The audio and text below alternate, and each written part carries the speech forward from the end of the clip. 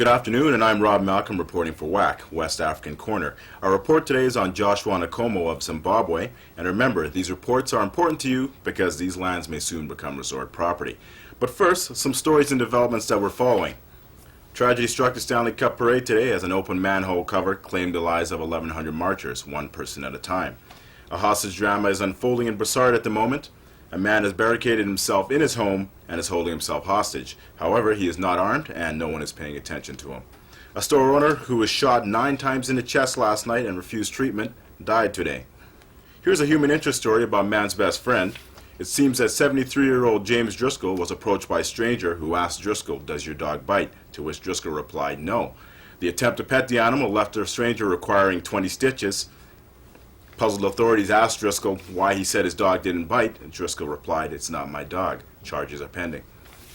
On to events in Zimbabwe from the early 80s. In February of 1980, an interim British administration had organized what were being called free and fair elections. The elections were peaceful and yielded democratic results. Robert Mugabe's party, the ZANU-PF, won 57 seats, Joshua Nkomo's ZAPU party won 20 seats, and Bishop Mazoera's party was left without political influence by winning only 3 seats. Joshua Nkomo has agreed to work as a minister for the Mugabe government, but this agreement ended when stockpiled arms were discovered on property belonging to Nkomo supporters. Nkomo was eventually dismissed from the cabinet, and this ended the coalition government. In late 1985, Mugabe gave Nkomo the opportunity to return to politics, and he accepted. Nkomo is now a senior minister in charge of social welfare and is actively involved in land reform policies throughout the country. Even though Nkomo is considered the true father of Zimbabwe nationalism, history has ignored his efforts as a tireless leader. He is often described as inept, indecisive, cowardly, and... blew it. Oh, keep going. Okay.